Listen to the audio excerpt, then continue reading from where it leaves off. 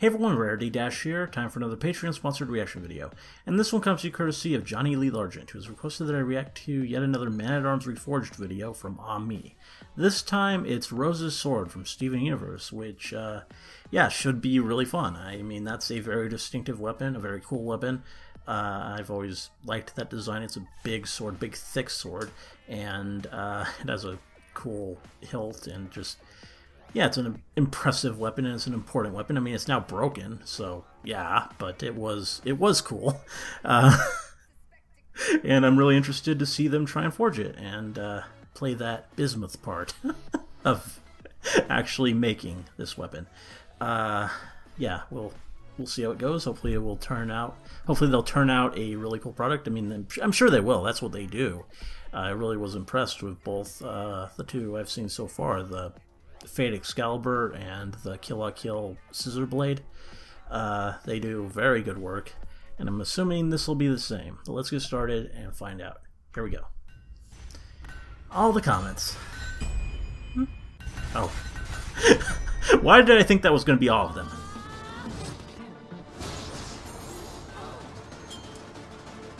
Yeah.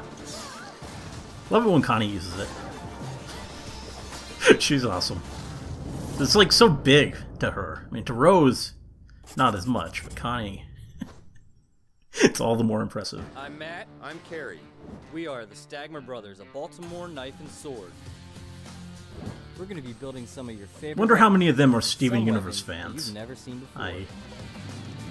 This is Man-at-Arms, Reforged.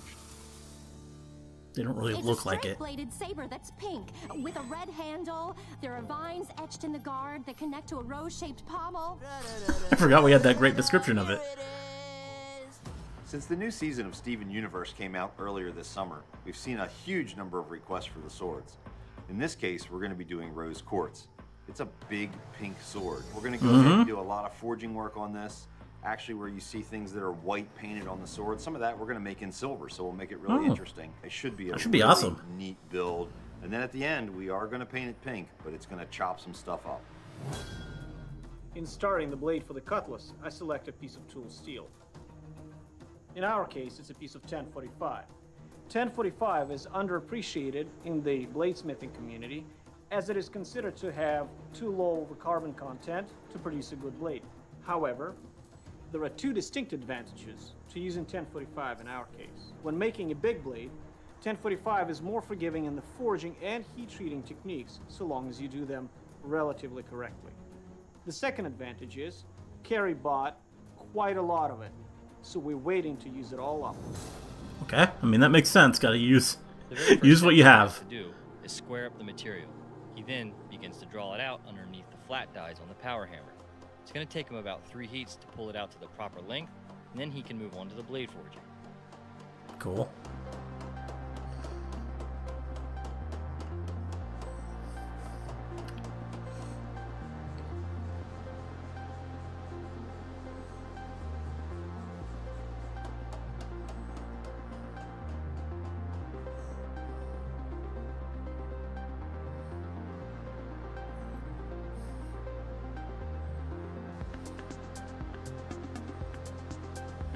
Oh, wow. It's cool just seeing it take shape.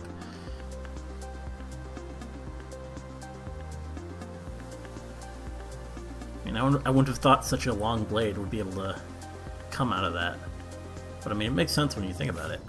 For the handguard portion of our giant cutlass, got to do things a little different this time. Not only have I drawn the base of the guard here to be cut on the plasma, I also have to draw the thorn detail that will be cut out on the milling machine. Now, that's a really organic shape to get all those spirals in there. I printed the basic form out, and I use a pencil just to hand draw it in. Then I'm going to take a picture of my drawing, actually feed that back into CAD, and begin tracing the thorns on CAD to then be able to give to Carrie to mill. Seems a little backwards, seems like I'm doing things twice, but that's the best way to get an organic feel, is to do it by hand. The next step is to hand just the base of the guard portion off to the guys down there. They're going to get that cut, and then Carrie will figure out all the milling and get the design laid in.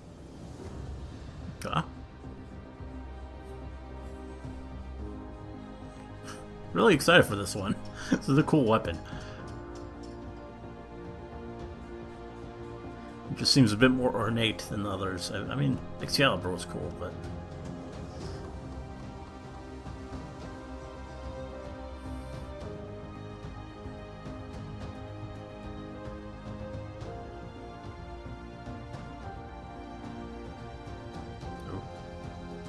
With the blade portion now forged, Billy has clipped off the handle and can start drawing out the tang. He's using a hit turn technique to taper out the tang to keep everything nice and true. Now that the blade is to length, and Ilya has defined the point, he's going to begin establishing the bevels. In this case, he's going to use a series of top tools to initially establish that bevel. It's just a really wide blade, and this is a much better way to do it.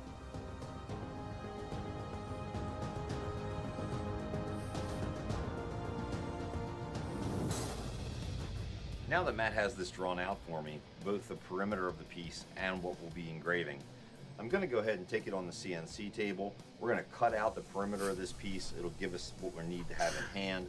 We'll blend it, polish it, then it'll get engraved before we go and form it on the fly press.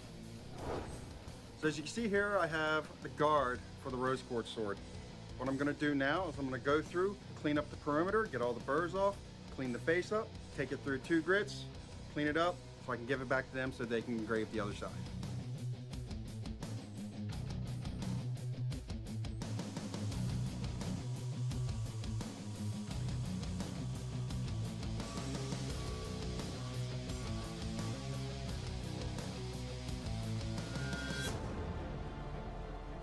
Sometimes Back to when the blade. manipulating the steel underneath the power hammer, the blade tends to warp a bit. Ilya is going to use some hand forging techniques and the power hammer to get our blade back nice and true. Cool. It's gotta be straight.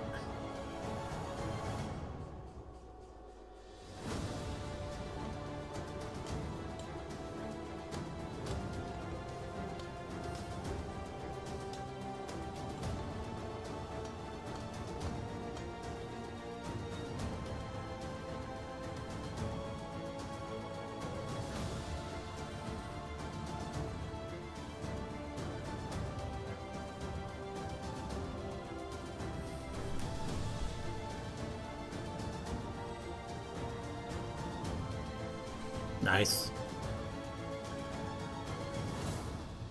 So the sword we're making today is basically just a cutlass with some extra details. But since rose quartz, spelled with a Z, very important, is said to be much larger than the other crystal gems, around 8 feet tall, Ilya has forged a much more exaggerated blade than we normally put on a cutlass. Yeah, Now, you it's can a see I big don't sword. have a lot to do to this before I'm going to move on to the edging. I just got to true up the point here a little bit on the perimeter, and then I'm going to go ahead and put a nice wide hollow ground edge on it.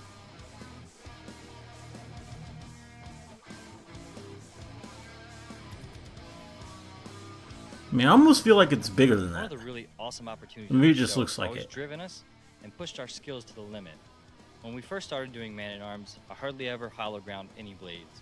Now, I'm hollow grinding about half of the ones we make on the show, and it's really defined my skill set. Cool. Normally on a cutlass, you'd see me do a plunge grind with that distinct start and stop. But on this one, I'm going to carry the edge all the way through the shoulder because later we have to fit a habaki to it. So I'm grinding this blade face up to make sure my edge thickness stays nice and true, taking my time, and then we'll be off to heat treat.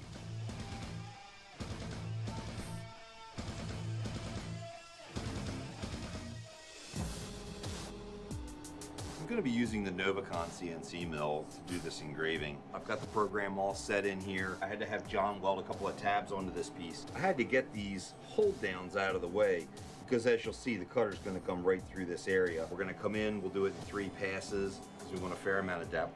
That way, when we do the forming on the press and we come back and we grind and polish the outsides, we'll still have plenty of detail to work from before we do the painting.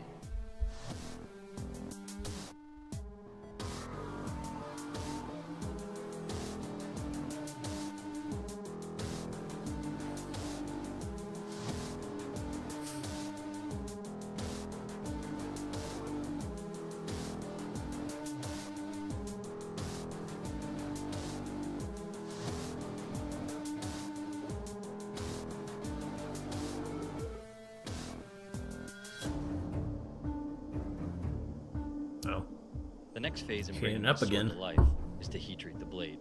Billy's going to adjust the propane and the airflow back and forth until he gets a nice even heat on the entire length of the blade, then move to the oil for the quench. Oh, wow.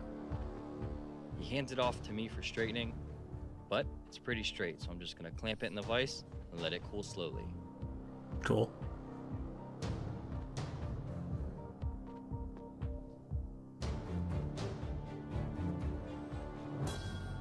For the rose quartz build, the sword guard has a very particular sort of deep cup shape to it. In order to achieve this, what we're going to do is take it over to our dishing plate on the flywheel press. In order to protect the design on the face of the cutlass, I'm going to put a little piece of leather down here. It also helps it dish a little bit easier as well.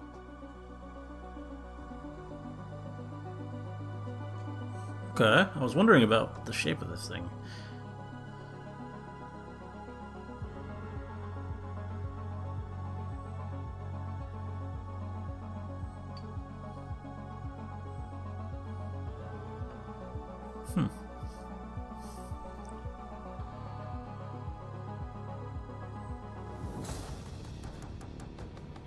Alright, now that our massive cutlass blade has been heat treated and tempered, it's now safe to It grind is on pretty big. I guess that My is first big goal enough. is to go ahead and grind all the flat surfaces completely down to bare metal, get it nice and And these clean are again. big guys, Then I'll move so- on to the edges. I've already ground the edges about 95% of the way, so it'll naturally gain that sharpness to the edge just as I run it through the grits progressively.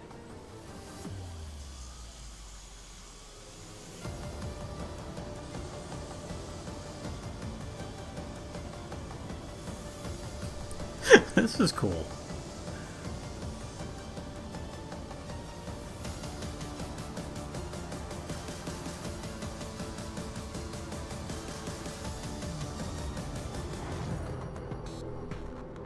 We don't typically keep large sections of copper around the shop.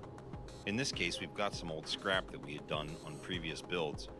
Billy is going to go ahead, break it up, load a crucible, and melt it in a furnace so that he can then forge the pommel. Okay. Copper. They said that we're going to bring in silver too, I believe.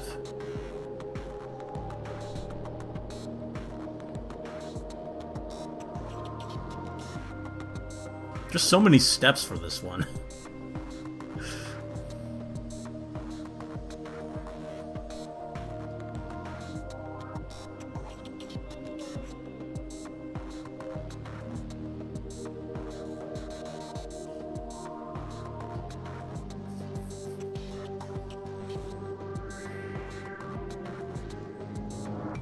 For the handle for the ruby quartz sword, I'm just going to go ahead, cut this piece Ruby of wood quartz. off here. Then I'm going to hand it over to John. Definitely not a Steven Universe fan here.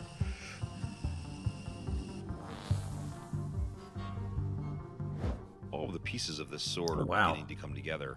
Now blade it's looks time awesome for Matt now. to go ahead and polish the blade. Already looks a lot shinier than before, but I guess polish it.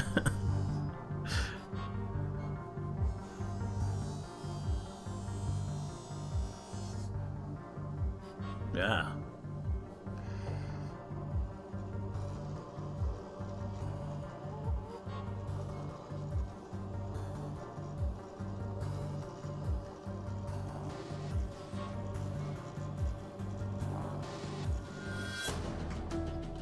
Ilya now begins to forge this pommel to shape. What he has to do to the copper is actually anneal it. He's bringing it up to temperature, then quenching it. That'll make it very soft, taking it to the hammer, where it both changes the form, but it also work hardens. He'll then repeat the process. To make the pommel for the cutlass, I needed a piece of copper. Now, I didn't have a piece of copper large enough, so I took a whole bunch of scrap, put it in a small crucible, and let it melt in the forge.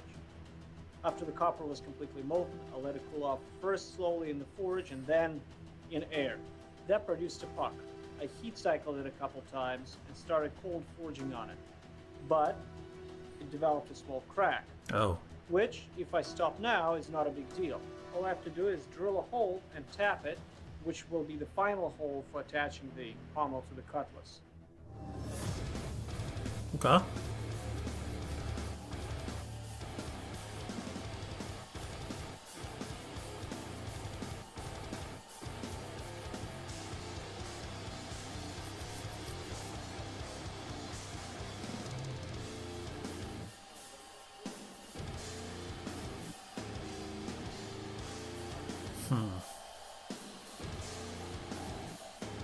we doing with this block? I wonder. Alright, now that Ilya has done the base forging on our copper, he's gone ahead and drilled and threaded a hole through the center of it so I can put it on a handy dandy handle here. I'm gonna grind the base of the shape just on the sanders. You're not gonna see any sparks on this because it's copper, the material is just gonna fall off. We'll get that rough shape in, then we're gonna add some detail, then we're gonna set a rose quartz gem right on top. Well, that's important. That's very important.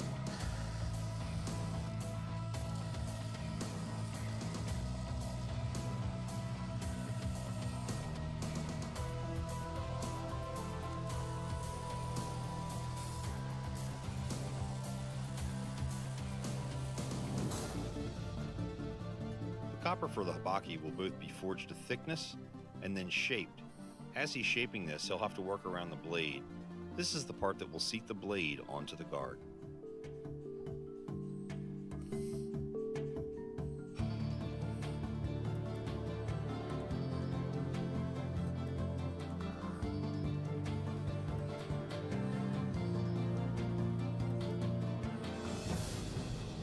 Matt now goes to the sander and roughs in the shape of this handle. Later, we'll have Ferenc paint and detail it.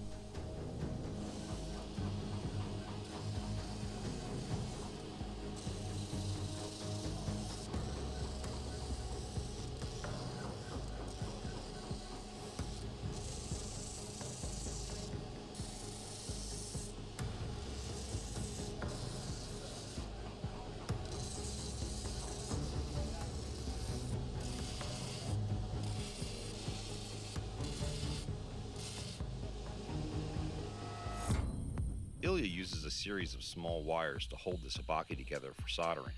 This is a classical style of silversmithing where things are held together to prevent them from sliding while the solders are liquid.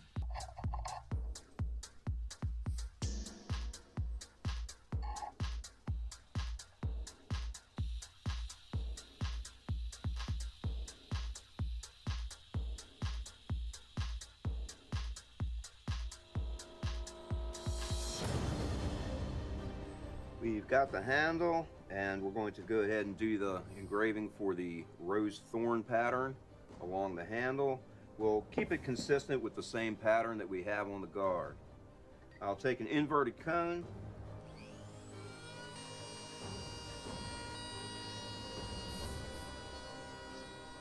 I have a line cut one way on the edge of the inverted cone. Now I'll flip it around and cut the opposite way, and that'll give me a nice V pattern.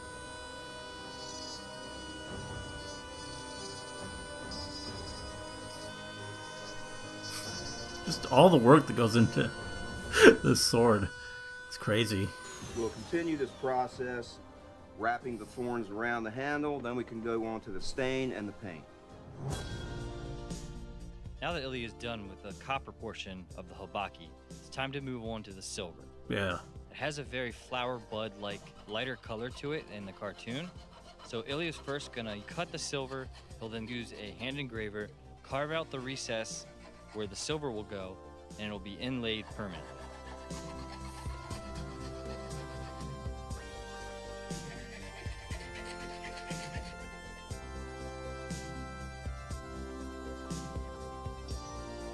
Yeah, this thing's gonna look amazing. Really excited for this one.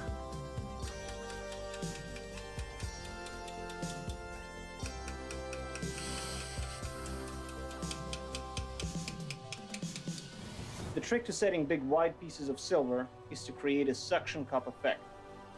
This is achieved by taking a piece of silver in your hand and smashing it a little bit with a hammer.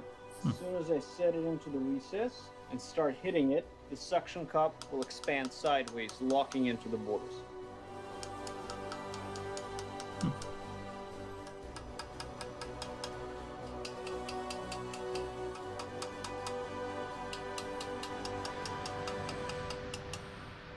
The silver's in. Oh, wow. With the silver now in place, Ilya can then return to using his engravers to add some detail. To add on the detail on the washer that lies underneath our rosebud, I'm going to move to the narrow wheel once again, grind in a nice spiral-like rope section to it.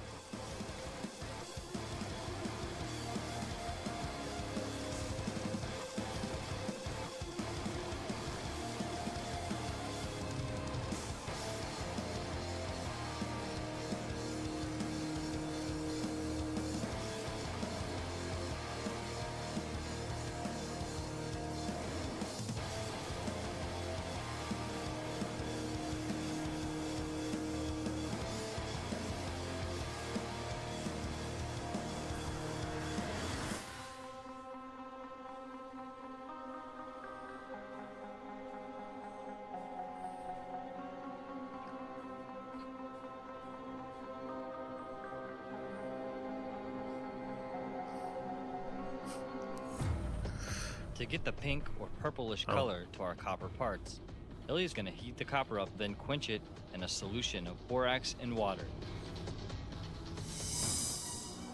When we first looked at this sword, we thought it was pretty plain, just a cartoon sword.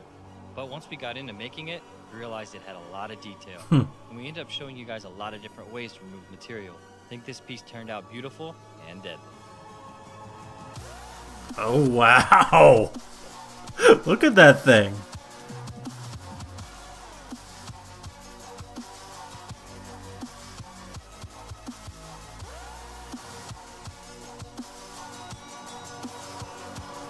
Yeah, that's cool.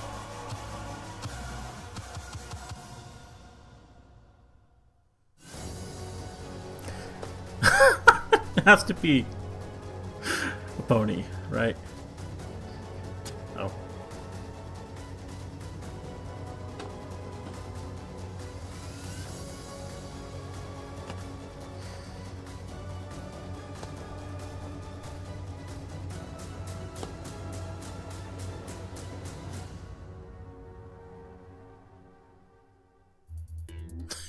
Click here to subscribe, or click here to watch more episodes. Thanks for watching Man-at-Arms Reforged.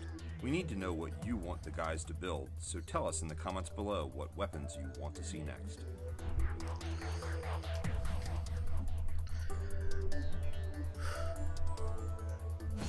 There we go.